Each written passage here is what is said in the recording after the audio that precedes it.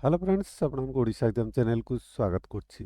ଯେଉଁ ପିଲାମାନେ ପଠାଣି ସାମନ୍ତ ଗଣିତ ମେଧାବୃତ୍ତି ପରୀକ୍ଷା 2025-26 ଦେବାକୁ ଯାଉଛନ୍ତି, ଅନଲାଇନ୍ ଆବେଦନ କରିଛନ୍ତି, ସେମାନଙ୍କ ପାଇଁ ଖୁସି ଖବର। ସେମାନଙ୍କର ସ୍କଲାରସିପ୍ ଏକ୍ଜାମ ଡେଟ୍ ଆସିଛି। PMST ଏକ୍ଜାମ ଡେଟ୍ 2025-26 ଆସିଛି। କେବେ ପରୀକ୍ଷା ହେବ ଆସନ୍ତୁ ଏଇ ଭିଡ଼ିଓରେ ଜାଣିବା। ତା ପୂର୍ବରୁ ଯଦି ବର୍ତ୍ତମାନ ପର୍ଯ୍ୟନ୍ତ ଆମ ଚ୍ୟାନେଲକୁ ସବସ୍କ୍ରାଇବ୍ କରିନାହାନ୍ତି, ସବସ୍କ୍ରାଇବ୍ କରିନାହାନ୍ତୁ, ପାଖରେ ଥିବା ବେଲ୍ ଆଇକନ୍ ଦେବାକୁ ଭୁଲିବେନି। ଦେଖନ୍ତୁ, Odisha PMST exam 2025-26 regarding latest update, latest information ଯଦି ପାଇବାକୁ ଆପଣ ଚାହୁଁଛନ୍ତି ବା ଆଡ଼ମିଟ୍ କାର୍ଡ଼ ଆପଣ ଡାଉନଲୋଡ଼ କରିବାକୁ ଚାହୁଁଛନ୍ତି, ତେବେ ଆପଣ ଗୁଗଲ୍ ସର୍ଚ୍ଚରେ ଟାଇପ୍ କରିବେ PMST ଆଡ଼ମିଟ୍ କାର୍ଡ଼ 2025।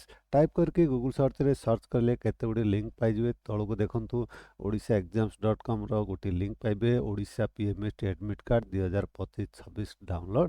এই লিঙ্ক উপরে ক্লিକ୍ କଲେ ଆପଣ এই ପୋଷ୍ଟକୁ ପାଇଯିବେ। এই ପୋଷ୍ଟରେ ଆଡ଼ମିଟ୍ କାର୍ଡ଼ ଡାଉନଲୋଡ଼ କରିପାରିବେ। ତା ସହିତ ଏକ୍ଜାମ ଡେଟ୍, ଲେଟେଷ୍ଟ ଇନଫର୍ମେସନ୍ ଆପଣ ପାଇପାରିବେ।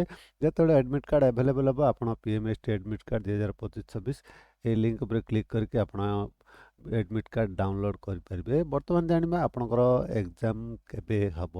ଦେଖନ୍ତୁ, ଗୋଟିଏ ଆର୍ଟିକଲ ଆସିଯାଇଛି 28ରେ ପଠାଣି ସାମନ୍ତ ଗଣିତ ମେଧାବୃତ୍ତି ପରୀକ୍ଷା।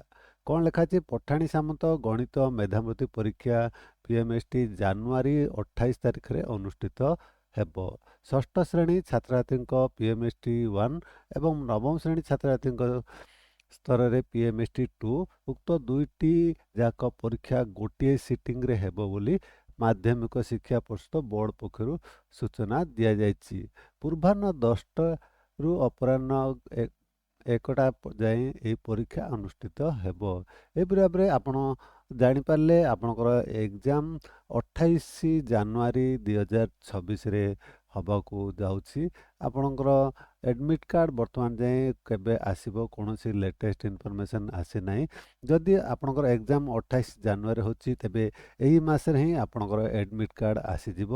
ଆଡ଼ମିଟ୍ କାର୍ଡ଼ ପାଇଁ ଲେଟେଷ୍ଟ ନୋଟିଫିକେସନ୍, ଲେଟେଷ୍ଟ ଅପଡ଼େଟ୍ ପାଇଁ, ଆଡ଼ମିଟ୍ କାର୍ଡ଼ ରିଲେଟେଡ଼ ଅପଡ଼େଟ୍ ପାଇଁ ଆପଣ ଚ୍ୟାନେଲକୁ ସବସ୍କ୍ରାଇବ୍ କରି ରଖିଥାନ୍ତୁ। ମୁଁ ଭିଡ଼ିଓ କରି ଜଣାଇଦେବି କୌଣସି ଅପଡ଼େଟ୍ ଆସିଲେ। ଆଡ଼ମିଟ୍ କାର୍ଡ଼ ଆସିଲା ପରେ ଆପଣ କିପରି ଡାଉନଲୋଡ଼ କରିବେ ତାହା ବି ମୁଁ ଆପଣଙ୍କୁ ଭିଡ଼ିଓ କରି ଜଣାଇଦେବି। ଆଶା କରୁଛି ଭିଡ଼ିଓଟି ଆପଣ ନିଶ୍ଚୟ ଭଲ ଲାଗିଥିବ। ସାଙ୍ଗସାଥିମାନଙ୍କୁ ସେୟାର କରିବା ଭୁଲିବେନି। ଆପଣ ଆମ ଭିଡ଼ିଓ ଦେଖୁଥିବାରୁ ବହୁତ ବହୁତ ଧନ୍ୟବାଦ।